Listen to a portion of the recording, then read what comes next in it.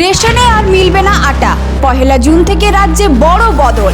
সরকারি চালে বেশি ময়েশ্চারাইজার থাকলে কড়া শাস্তির হুঁশিয়ারি নতুন খাদ্যমন্ত্রীর। জুন মাস থেকে আপনাদের খাওয়ার যোগ্য চাল, গম, আটাটা টোটালি বন্ধ।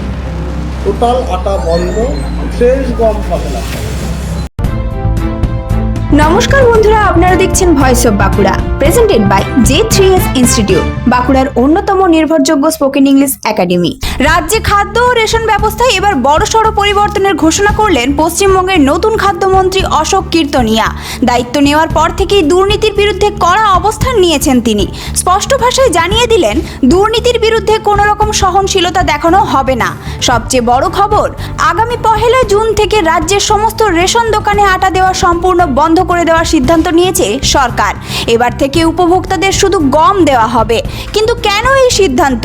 খাদ্যমন্ত্রীর দাবি, গম ভাঙানো এবং আটা সরবরাহের ক্ষেত্রে দীর্ঘদিন ধরে চলছিল ব্যাপক অনিয়ম এবং একচেটিয়া কারবার। কিছু নির্দিষ্ট মিল মালিক বারবার সরকারি কাজ পাচ্ছিলেন, অন্যরা বঞ্চিত হচ্ছিলেন। এই পুরো বিষয়টি এখন কড়াভাবে তদন্ত করা হবে বলে জানিয়েছেন তিনি। এছাড়াও সরকারি চালের মান নিয়েও এবার কড়া পদক্ষেপের হুঁশিয়ারি। গমের বস্তা থাকলো, গম চেঞ্জ হয়ে গেল, যদি কোথাও কোনো এরকম দুর্নীতি পাওয়া যায়, সাথে সাথে সেই অফিসার, সেই এরিয়ার অফিসার এবং সেই হোলসেলার, ডিস্ট্রিবিউটার, রেশন মালিক, তার এগেইনস্টে ব্যবস্থা নেওয়া হবে। সমস্যা হচ্ছে এখানে রেশন কার্ডে একটা বড় সমস্যা আছে। বিগত দিনে খবর পেয়েছি 10 নম্বর রেশন কার্ড ব্যবহার করে তৈরি করে, নন বেনিফিটেড রেশন কার্ড তৈরি করে পরবর্তীতে সেটা 8 নম্বর রেশন কার্ডে ট্রান্সফার হয়ে গিয়েছে। সেটা আমি আধিকারিকদের বলেছি যে 3 মাসের ভিতর টোটাল পশ্চিমবঙ্গে এরকম কত রেশন কার্ড তৈরি হয়েছে এবং কত রেশন কার্ড, প্রাপ্তবয়স্ক রেশন কার্ড তৈরি হয়েছে, সেটাও রিপোর্ট আমি চেয়ে পাঠিয়েছি, সেটাও দিতে পারি। কোয়ালিটির সাথে কোনো কম্প্রোমাইজ নেই। যারা পয়সা নিচ্ছেন, আমি আপনাদের কমিটমেন্ট করে গেলাম, জুন মাস থেকে আপনাদের খাওয়ার যোগ্য চাল, গম, আটাটা টোটালি বন্ধ। টোটাল আটা বন্ধ, ফ্রেশ গম পাবেন আপনারা।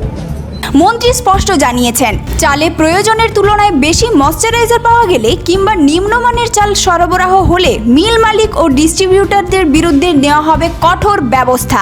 এদিকে বীরভূমে 22 কোটি টাকার ধান দুর্নীতির ঘটনাও নতুন করে সামনে এসেছে। এই ঘটনায় পূর্ণাঙ্গ তদন্তের নির্দেশ দেওয়া হয়েছে। শুধু তাই নয়, গত কয়েক মাসে বহু 10 নম্বর রেশন কার্ড রহস্যজনকভাবে 8 নম্বর কার্ডে বদলে যাওয়ার অভিযোগও খতিয়ে দেখা হচ্ছে। চাষিদের জন্যও বড় বার্তা দিয়েছেন খাদ্যমন্ত্রী। ধান ও পাট কেনার ক্ষেত্রে এবার ফরে বা মধ্যস্বত্বভোগীদের সম্পূর্ণভাবে সরিয়ে দিতে চাইছে সরকার। 23টি জেলার আধিকারিকদের কড়া নির্দেশ দেওয়া হয়েছে। চাষিদের থেকে সরাসরি ধান কিনতে হবে এবং এমএসপি বা ন্যূনতম সহায়ক মূল্য কঠোরভাবে মানতে হবে। এদিন সাধারণ মানুষের কাছেও বিশেষ আবেদন করেন খাদ্যমন্ত্রী অশোক কীর্তনিয়া।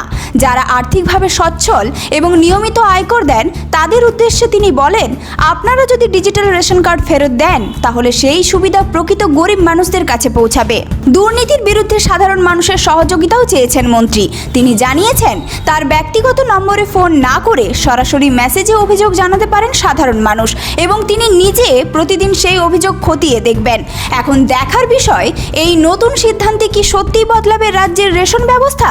বন্ধ হবে দুর্নীতি, নাকি আবারও উঠবে নতুন বিতর্ক? আপনার মতামত অবশ্যই কমেন্টে জানান। এই ধরনের গুরুত্বপূর্ণ খবর সবার আগে পেতে আমাদের চ্যানেলটি সাবস্ক্রাইব করুন আর ভিডিওটি শেয়ার করতে ভুলবেন না। আপনার মতামত কমেন্টে জানান আর লাইক শেয়ার করে ভয়েস অফ বাঁকুড়ার পাশে থাকুন।